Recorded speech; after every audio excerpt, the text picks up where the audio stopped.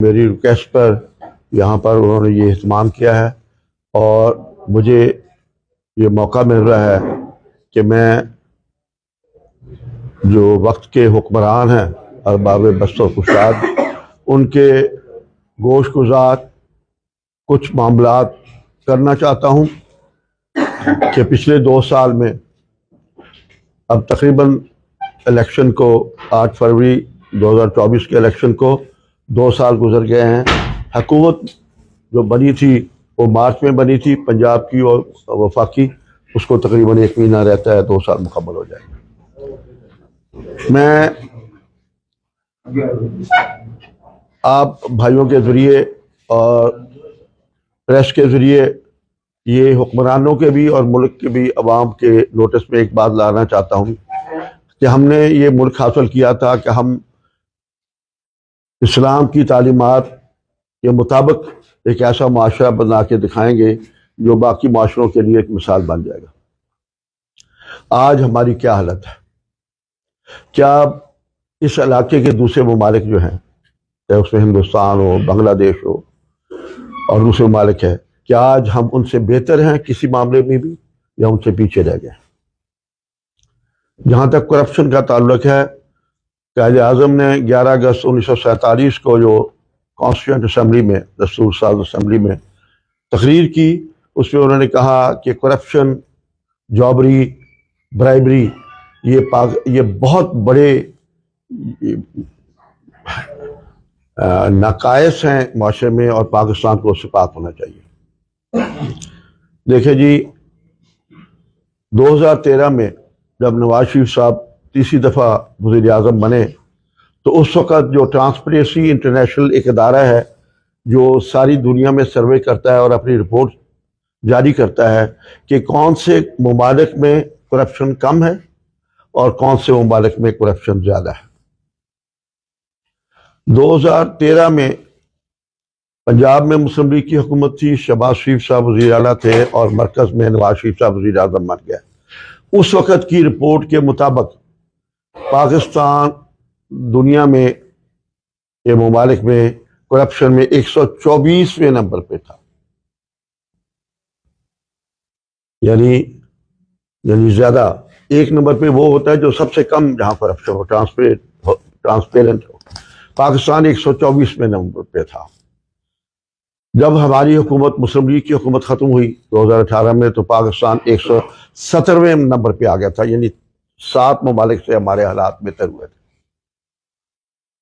پچھلے سال جو رپورٹ آئی ہے، اس سال کی رپورٹ میں نے نہیں پڑھی، شاید آئی نہیں ابھی، پچھلے سال جو رپورٹ آئی تھی اس کے مطابق اس وقت یعنی 2025 میں پاکستان 139ویں نمبر پہ تھا، یعنی 117 سے 139 پہ پہنچ گیا، اور ہندوستان جو ہے وہ تقریباً 85 کے قریب ہے اس کا نمبر۔ بنگلہ دیش کا بھی پوزیشن ہم سے بہتر۔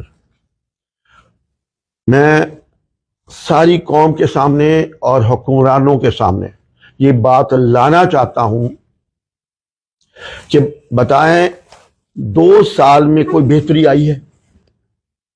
دنیا کو کوئی ادارہ نہیں کہہ رہا تھا کہ پاکستان میں کرپشن میں بہتری آئی ہے، بلکہ کچھ ابتری کی صورت پیدا ہوئی ہے۔ ہمیں سوچنا چاہیے کہ اس کی وجہ کیا ہے۔ محترمہ مریم نواز صاحبہ نے کئی بیانات میں ان کے پڑھے ہیں، میں تو اب رکن اسمبلی نہیں ہوں، اس لیے میں تو اب بیانات ہی پڑھتا ہوں کہ ہم نے ساری ایڈمنسٹریشن میں سیاسی مداخلت ختم کر دی ہے۔ اگر کرپشن کی وجہ سے سیاسی مداخلت ہے تو پھر بہتری کیوں نہیں آئی؟ ٹرانسپیرنٹ کا انتخاب تو کماریہ پیر محل ہے، یہاں میں اکٹوبر ٹیک سنگھ میں رابطے ذرا کم ہوتے ہیں میرے، ادھر زیادہ مصروف رہتا ہوں، لیکن ضلع تو ایک ہی ہے نا۔ میں آپ سے پوچھتا ہوں، آپ ظاہر ہے کہ آپ کا مجھ سے زیادہ رابطہ ہے انتظامیہ سے بھی اور عوام سے بھی۔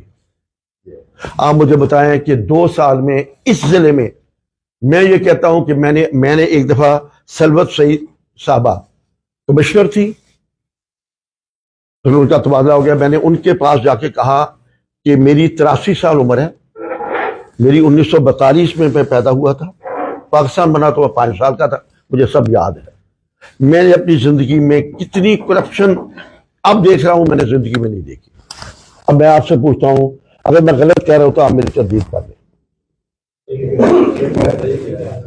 میں کہتا ہوں کہ اگر میں غلط کہہ رہا ہوں، یا میرا اندازہ یا جو میری آبزرویشن ہے، جو میرا تجربہ ہے کہ اس وقت جو حالات یہاں میں نے دیکھے ہیں، میں نے اتنے بدتر حالات میں نے اپنی زندگی میں کرپشن کے نہیں دیکھے۔ اور لوٹ مار، اب یہ کرپشن نہیں ہے تو لوٹ مار ہو رہی ہے اس ضلع میں پچھلے 2 سال سے۔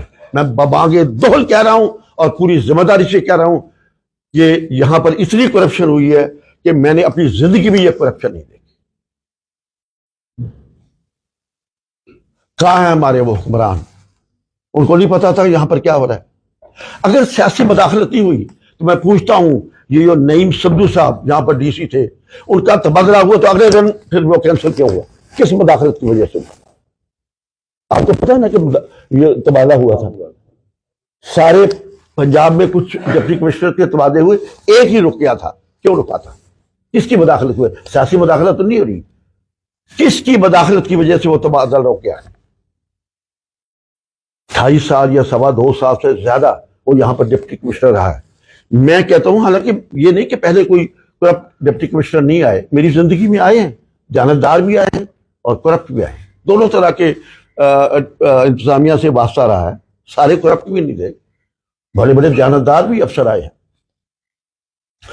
لیکن میں کہتا ہوں کہ اتنا کرپٹ افسر،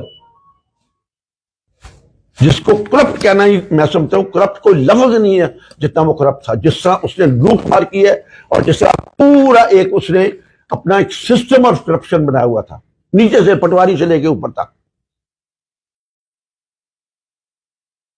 اور جس طرح میرے حلقہ انتخاب میں پیر مل میں